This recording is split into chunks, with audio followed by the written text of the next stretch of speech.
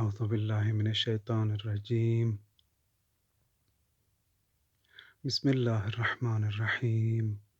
الحمد لله رب العالمين. اللهم صل على محمد وآل محمد. امام علی ابن ابی طالب علیہ السلام اپنے بیٹے امام حسن سلام اللہ علیہ کو ارشاد فرما رہے ہیں کہ کن فی الفتنة کابن اللبن لا ظہر فیرکب ولا زرع فیحلب ولا وزر فیسلب۔ اب یہ بتانا ضروری ہے کہ نہج البلاغہ کی سب سے پہلی حکمت سید رضی علیہ رحمہ نے یہی تحریر فرمایا ہے، لیکن ایک جملہ نہج البلاغہ میں نہیں ہے، ولا وزر فیسلب کا۔ امام علیہ السلام اس کلام میں فرما رہے ہیں کہ فتنے کے دور میں اس اونٹنی کے بچے کی طرح ہو جانا جس کی عمر 2 سال ہو گئی ہو۔ اب خصوصیات بھی بیان فرما رہے ہیں کہ نہ ہی وہ سواری کے کام آ سکتا ہے، نہ اس سے دودھ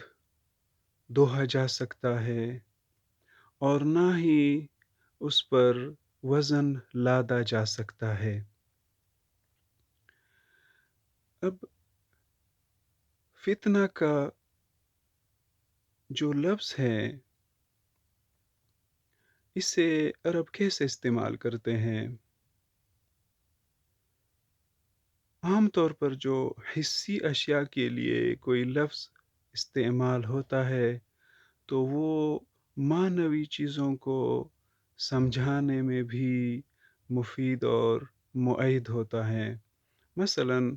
خود اسی لفظ کو عرب چاندی اور سونے کے لیے استعمال کرتے ہیں کہ فتنت الفضہ، یعنی ہم نے آگ میں چاندی کو ڈال کر خالص بنایا۔ ہم نے جب آگ میں سونے کو پگھلایا تو خالص سونا اس سے جدا کیا، غیر ضروری جو سونا نہیں تھا ان چیزوں سے جب سونے کو خالص کیا تو اس کے لیے وہ لوگ فتن تو کا لفظ یا فتنہ کا لفظ استعمال کرتے ہیں۔ تو اب اگر معاشرے میں دیکھا جائے تو لوگوں کے پرکھنے کے لیے امتحانات اور آزمائشوں کو رکھا جاتا ہے۔ مثلاً اسکولوں میں، مدارس میں استاد امتحان لے رہے ہوتے ہیں، یا جو دوسری صلاحیات ہیں ان کے پرکھنے کے لیے بھی امتحانات ہوتے ہیں۔ مثلاً کسی میں احساس کو پرکھنے کے لیے، کسی میں کتنی برداشت ہے یہ پرکھنے کے لیے، تو ان کو آزمائشوں سے گزارا جاتا ہے۔ تو اگر انسان کو مشکلات میں ڈالا جائے تو وہ ان مشکلات سے جب سرخرو ہو کر کامیابی سے نکل جائے تو گویا وہ سونے کی طرح خالص ہو جاتا ہے۔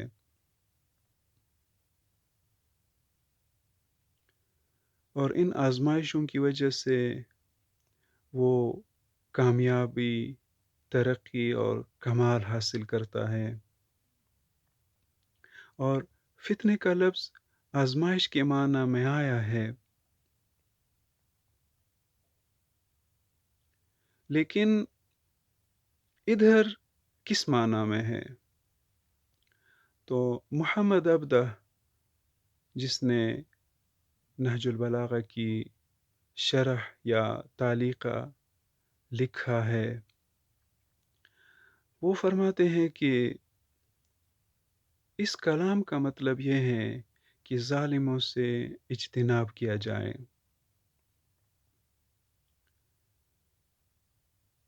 لیکن یہ تو ہمیں معلوم ہے کہ اسلام اور اہل بیت کے مذہب میں ظالموں سے اجتناب واضح طور پر معلوم ہے کہ یہ حکم ہے کہ کونا للظالم خصما، کہ ظالم کے لیے آپ نے مقابل بننا ہے، مقابل رہنا ہے۔ تو ظلم سے اجتناب کے لیے یہ کلام شاید زیادہ واضح نہیں ہے، اس میں کوئی اور دقیق مطلب ہے۔ اور حبیب اللہ خوئی علیہ رحمہ فرماتے ہیں کہ ادھر اس کلام سے مراد یہ ہے امام علیہ السلام کا کہ باطل سے اجتناب کرنا ہے، باطل سے دور رہنا ہے، اہل باطل کا ساتھ نہیں دینا ہے۔ تو یہ بھی واضح طور پر ہے کہ مذہب اسلام، دین اسلام اور مذہب اہل بیت میں یہ واضح طور پر ہے کہ انسان باطل کے ساتھ کبھی بھی نہیں ہو سکتا۔ اور ابن ابی الحدید یہ کہتا ہے کہ فتنے سے مراد یہ ہے کہ جب دونوں گروہ جب مقابلے میں ہو اور وہ بلائیں تو ایسی صورت میں فتنہ ہے، کسی بھی گروہ کی طرفداری نہیں کرنی چاہیے۔ اور آگے فرماتے ہیں کہ لیکن جو امیر المومنین علیہ السلام کی جنگیں ہیں، جمل، صفین اور نہروان، تو یہ فتنہ نہیں ہے، کیونکہ انسان کو جب حق اور باطل کی جنگ ہو تو اس صورت میں حکم ہی یہی ہے کہ وہ حق کا ساتھ دے اور باطل کا مقابلہ کریں۔ اور اگر مذہب تشیع کے مسلمات کو دیکھا جائے تو امام عادل، امام زمانہ کی معیت میں جس طرح رسول خدا کا ساتھ دینا واجب تھا کہ وہ عین حق تھا، وہ حق پر تھا، تو جس طرح ان کا ساتھ دینا واجب تھا، اسی طریقے سے امام حق، امام عادل اور امام معصوم میں کی معیت جس جنگ میں بھی ہو، جس موقف میں ہو، تو وہ آپ نے اپنانا ہے، اس کا ساتھ دینا ہے، جنگوں میں انہی کے حکم پر عمل کرنا ہے۔ تو اب ادھر یہ ضروری نہیں ہے کہ انسان جنگوں میں ہی امام معصوم کا ساتھ دے، بلکہ امام معصوم کا ساتھ دینا ہر موقف میں ہے، جس طریقے سے رسول خدا کا ساتھ دینا ہر موقف میں واجب ہے، چاہے وہ صلح کریں، چاہے وہ جنگ کرے، چاہے کوئی بھی عمل رسول کریں، جس طرح رسول کا ساتھ دینا واجب ہے، اسی طریقے سے امام کا ساتھ دینا واجب ہے۔ اور انسان کو ہر کام دلیل سے کرنا چاہیے۔ تو اس زمانہ غیبت میں بھی انسان کو جب حق کا ساتھ دینا ہو بھی تو اس میں دلیل کے ذریعے سے ساتھ دینا چاہیے۔ اب انسان اس میں اگر یہ کہا جائے کہ ہمیشہ ظلم کے مقابل کے طور پر رہنا ہے، تو ظلم اور ظالم کی مدد تو انسان نہیں کر سکتا، باطل کی مدد انسان نہیں کر سکتا، ہمیشہ حق کا ساتھ دینا چاہیے۔ تو اس سے یہ واضح ہو جاتا ہے کہ امام علیہ الصلوۃ والسلام کی مراد یہ بھی ہے کہ جب حق اور باطل کی پہچان نہ ہو رہی ہو، اگر دونوں طرف باطل ہو تو ایسی صورت میں تو کسی کا ساتھ نہیں دے سکتا، لیکن اگر حق اور باطل کا پتہ نہ لگ رہا ہو اور معرفت انسان حاصل نہ کر سکے تو ایسی صورت میں بھی انسان اسی اونٹنے کی بچے کی طرح ہی ہونا چاہیے، یعنی وہ ان فریقوں میں کسی کا ساتھ نہیں دے سکتا، چاہے وہ مومنین کی آپس میں لڑائیاں ہوں یا قبائل کی لڑائیاں ہوں یا دو ظالم گروہوں کی لڑائی ہو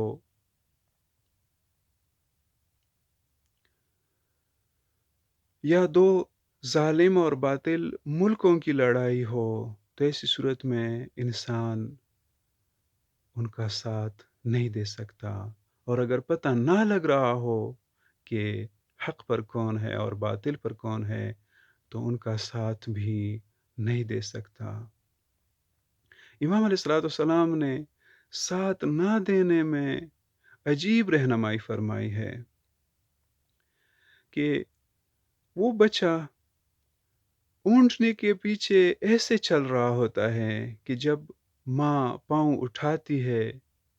تو یہ اپنی ماں کے پاؤں کے نشانوں پر ہی پاؤں رکھتا ہے۔ یہ بچہ پاؤں رکھنے میں بھی ماں کی پیروی کر رہا ہوتا ہے اور دودھ پی رہا ہوتا ہے، ماں کی اتباع کر رہا ہوتا ہے، ماں کی پیروی کر رہا ہوتا ہے، اور یہ خود دودھ نہیں دے سکتا۔ تو ایسی صورت میں کہ اگر ان کو کسی فائدے کی ضرورت ہو تو وہ آپ سے فائدہ نہ اٹھا سکیں کہ آپ سے کچھ نکالے، کوئی مادی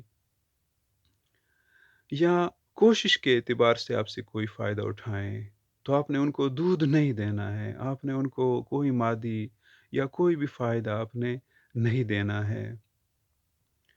اور جو دوسرا فکر ہے وہ بہت عجیب ہے کہ لا ظہر فیرکب، کہ نہ اس کی پشت ہے کہ اس پر سوار ہوا جائے۔ اب امام علیہ السلام یہ فرما رہے ہیں کہ جب انسان کسی گھوڑے یا کسی حیوان پر سوار ہو جاتا ہے یا اونٹ پر سوار ہو جاتا ہے تو اس اونٹ کا، اس گھوڑے کا اور اس گدھے کا مہار اس کے ہاتھ میں ہوتا ہے۔ تو امام علیہ السلام یہ رہنمائی فرما رہے ہیں کہ اس طریقے سے وہ اہل باطل اور باطل کے رہنما سوار نہ ہو جائیں کہ جس طرف وہ چاہیں وہ مہار کو کھینچ کر تجھے موڑ دیں، اور جس طریقے سے حیوان ہر طرف اپنے سوار کا حکم مان لیتا ہے اور مڑ جاتا ہے، تو آپ کو اس طرح نہیں ہونا چاہیے۔ اور तीसरा जो फ़िक्र है, वला वज़रुन फ़युस्लब, कि इस तरह नहीं होना चाहिए कि अगर वो सवार भी ना हो और कुछ ना निकाल सके, अपना बोझ आप पर लाद ना सकें, कि आप उनका बोझ उठा के उनकी मदद करें। तो ऐसी सूरत में इमाम अलैहिस्सलाम ने इस तरह रहनुमाई फ़रमाई कि किसी तौर पर आपको वो इस्तेमाल ना कर सकें, आपको वो धोखा ना दे सकें, आपको फ़रेब ना दे सकें। क्योंकि जो अहले बातिल होते हैं, जो बातिल के रहनुमा होते हैं, जो बातिल के इमाम होते हैं, वो धोखा देते हैं। वो इंसान को अपनी ख्वाहिशात गैर शरइया और अपने नफ़सानी बुरे ख्वाहिशात के लिए वो लोगों को इस्तेमाल कर रहे होते हैं। तो इमाम अलैहिस्सलाम ये फ़रमा रहे हैं कि आपने उनकी ख्वाहिशात को पूरा करने के लिए अपने वजूद को इस्तेमाल नहीं होने देना है।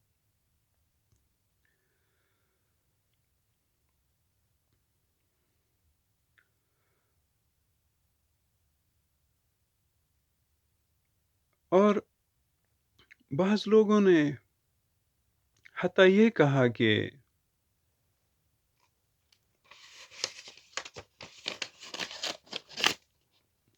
ला उक़ातिलु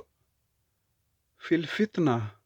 व उसल्ली वराअ मन ग़लब, कि मैं फ़ितने के दौर में नहीं लड़ूँगा, क्योंकि फ़ितने का वक़्त है। अब चाहे इमाम अली अलैहिस्सलाम ने भी बुलाया हो, तो इमाम हक़ की मदद भी नहीं की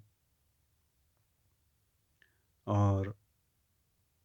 ये कहा कि फ़ितने में मैं नहीं लड़ूँगा और नमाज़ में उसके साथ भी पढ़ूँगा कि जिससे गलबा हासिल हो जाए। अब चाहे हक़ का गलबा हो या बातिल का गलबा हो, मैं उनके साथ नमाज़ पढ़ूँगा। तो ये इस्लामी तालीमात नहीं है, ये अहले बैत के मज़हब की तालीमात नहीं है, बल्कि अहले बैत ने ये रहनुमाई फ़रमाई है कि आपने हमेशा हक़ का साथ देना है, आपने हमेशा मज़लूम का साथ ही रहना है, आपने बातिल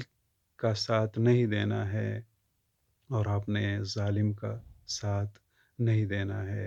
वमा अलैना इल्लल बलाग।